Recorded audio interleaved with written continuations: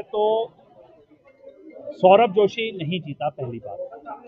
Bharatiya Janata party के वो सैकड़ों कार्यकर्ता जो बूथ लेवल पे काम करते हैं, केरल जैसी विपरीत परिस्थितियों में काम करते हैं, अरुणाचल जैसी विपरीत परिस्थितियों में काम करते हैं, जम्मू कश्मीर के सरहदी इलाकों में जो काम करते हैं, आज उनके आशीर्वाद से उन बूथ कार्यकर्ताओं के जो दिन रात लोकहित में जो काम करते हैं, भारतीय जनता पार्टी के सैकड़ों कार्यकर्ताओं के दम पर आज हमने ये 3 पद जीते।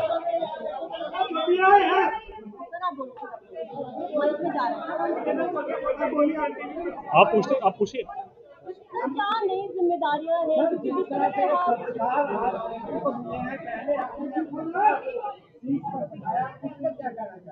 देखिए, पहले तो मैं सर्वप्रथम जो मैडम का सवाल है मैं उसमें जवाब देना चाहूंगा कि सैकड़ों कार्यकर्ता जो हमारे दिन रात जो विभिन्न परिस्थितियों में काम कर रहे हैं।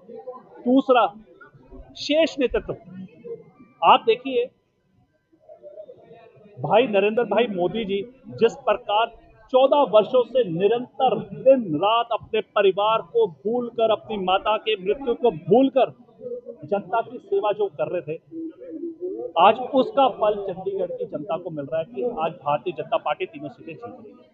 दूसरा, हमारे शेष नेतृत्व, नितिन नबीन जैसे हमारे राष्ट्रीय अध्यक्ष जी को चुना गया, एक आम कार्यकर्ता से सीधे राष्ट्रीय अध्यक्ष चुना गया, और वैसे ही सौरभ जोशी को एक आम कार्यकर्ता को इस पद पर बिठाया गया। तो ये सिर्फ भाजपा में ही मुमकिन है, ये सिर्फ भारतीय जनता पार्टी कर सकती है, ये कोई और पार्टी नहीं कर सकती। अगर आप कह रहे हैं कि सौरभ जोशी का संघर्ष नहीं था, ये कार्यकर्ताओं का संघर्ष है। ये उस समय का संघर्ष है, ये 1925 से संघर्ष चला हुआ है, ये देश के आजादी से पहले संघर्ष चल रहा है। चाहे भारतीय जनसंघ थी, जब दीपक का निशान हुआ करता था और तब मजाक उड़ाया जाता था कि तेल खत्म हो गया दीपक का, और जब भारतीय जनसंघ ने विलय किया था जनता पार्टी के साथ, जब मूवमेंट खड़ा हुआ था, जेपी आंदोलन शुरू हुआ था, तो भारतीय जनसंघ ने सोचा कि हमें पार्टी से ऊपर देश हित में सोचना है, तो उन्होंने अपनी पार्टी को खत्म किया था हमने, और हमने जनता पार्टी में विलय किया। और विलय करने के बाद हमें लगा कि अब ये जनता पार्टी जिन मुद्दों में इकट्ठी हुई है वो देश हित में काम नहीं कर रही, तो उसके बाद हमने भारतीय जनता पार्टी का पुनर्निर्माण किया। और जिस समय पार्टी जब बनी थी उतना ही मेरे वर्ष हो चुके। 1980 में भारतीय जनता पार्टी का निर्माण हुआ, उस समय मेरा 1979 का मेरा बर्थ है, तो आज पूरे 46 वर्ष इस पार्टी को काम करते हो गए, भारतीय जनता पार्टी जनसंघ को।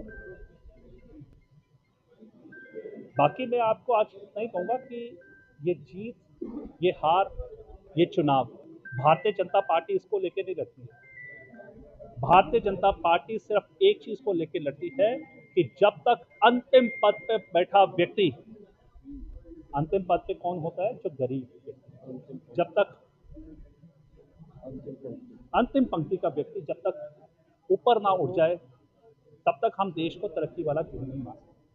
और आप देखिए, जब कोरोना काल में भारतीय जनता पार्टी के यशस्वी प्रधानमंत्री नरेंद्र भाई मोदी जी ने जब कोरोना काल में लॉकडाउन लगाया था, तो दुनिया भर में मजाक उड़ाया जाता था कि सबसे ज्यादा बुरा हाल भारत का होगा। और देखिए क्या हुआ, उल्टा भारत ने अच्छे अच्छे देशों को दवाइयां और सामान पहुंचवाया था।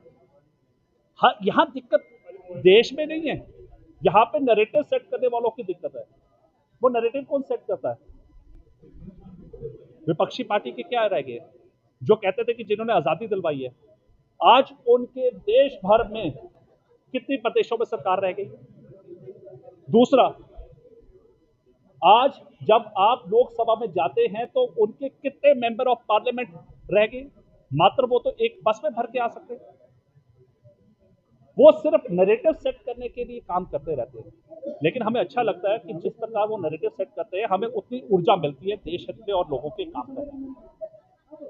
मैं फिर से एक बार अपने चंडीगढ़ के प्रदेश अध्यक्ष, देखिए अभी उन्होंने मेरे गाल खींचे थे, मेरे बड़े भाई की तरह। कहाँ चले गए अभी? कौन? जतेंद्र मल्होत्रा जी। गाल इसलिए खींचे थे क्योंकि बचपन से हम बड़े भाई की तरह उनको माना। संजय जी खींच रहे थे, बबला जी खींचे थे, भट्टी जी खींचे थे, ये सब बचपन से हम लोग काम करते आ रहे हैं। मुझे याद भूलता नहीं है, जब जस्टिस डीवी सहगल जी को यहाँ चुनाव लड़ाया गया था 1989 में, तब मैं पहली बार बूथ में बैठा था। मेरी उम्र कितनी थी? 10 साल। भट्टी जी उस समय जवान हुआ करते थे, अब संजय जी चले गए, अब मल्होत्रा जी चले गए, तो ये गाल इसलिए खींचे थे, हम पुरानी यादें ताज़ा कर रहे थे कि हम उस समय 10 वर्ष की आयु में, जब मैं जस्टिस डीवी सहगल जी ने लोकसभा का चुनाव चंडीगढ़ से लड़ा था, तब पहली बार मैं बूथ पर बैठा था। और आज जितेंद्र भाई मल्होत्रा जी ने, संजय टंडन जी ने, जो हमारे चंडीगढ़ की हमारे पूर्व अध्यक्ष अरुण सूद जी हों, चाहे धर्मपाल गुप्ता जी हों, चाहे ज्ञानचंद गुप्ता जी हों, चाहे यशपाल महाजन जी हों, चाहे कमला शर्मा जी हों, चाहे प्रेमसाद जैन जी हों, चाहे पंडित रामस्वरूप शर्मा जी हों, चाहे राजकुमार महाजन जी हों जो सबसे पहले यहाँ अध्यक्ष बने थे, और चाहे भाई संजय टंडन जी हों, इन सब के निरंतर जो इन्होंने चंडीगढ़ में काम किया, आज उसका फल हम जैसे कार्यकर्ताओं को, सुमन जी को, जसवंत जी और सौरभ जैसे कार्यकर्ताओं को मिल रहा है। खुशी इस बात की भी होती है और भावुक भी हो जाता हूँ। जो आपने पूछा, मेरे पिताजी के बारे में आया था। पिताजी मेरे पूर्व अध्यक्ष रहे यहाँ चंडीगढ़ में 1993 से 93 तक के बीच में। वो उस समय गरीबों के लिए काम किया करते थे। तो इन लोगों को देख के मैं बड़ा हुआ हूँ। जितने भी यहाँ ये जो सारे हमारी पार्टी खड़ी है, सौरभ नहीं बना, मैं फिर से बार बार कह रहा हूँ मेयर, ये सब मेयर बने और चंडीगढ़ की जनता मेयर बनी। अब मुद्दे की बात क्या है? अब मुद्दे की बात ये है कि मैं ऑफिस में आप लोगों को कब मिलूंगा, क्योंकि मुझे करनी है चंडीगढ़ की जनता की सेवा। अभी आप लोग मुझे ऑफिस में लेके आए, मैं ऑफिस में नहीं बैठना चाहता था, मीडिया वाले लेकर आए। तो मेरी आपसे एक अनुरोध है मीडिया बंधुओं से कि अब आपने भी हमारा सहयोग करना है, नैरेटिव के जाल में नहीं फंसना है, और प्लीज चंडीगढ़ को अब हम गाली देना बंद करें। आप एक बात को मानते होंगे कि चंडीगढ़ जैसा शहर पूरे देश भर में कहीं नहीं है। आप खड़े पेड़ को बार बार अगर गाली देते हैं तो वो भी सड़ जाता है। तो अब चंडीगढ़ को हम नेगेटिव बात नहीं बोलेंगे, अब चंडीगढ़ के बारे में हम पॉजिटिव बातें करेंगे। अब चंडीगढ़ की पॉजिटिव बातें क्या है कि चंडीगढ़ एकमात्र ऐसा शहर है जहां पे सबसे ज्यादा हरियाली है। चंडीगढ़ में साक्षरता 100% है, साक्षरता 100% है। और चंडीगढ़ के बारे में जो अच्छाइयां हैं वो हमें देश भर में गिनानी है। हाँ, लेकिन जो कमियां हैं चंडीगढ़ के अंदर, वो आप लोग हमारे आगे लेकर आए ताकि हम उसको दुरुस्त कर सकें। अब मैं चाहूंगा कि हमें अभी और भी कार्यक्रम में आगे जाना है।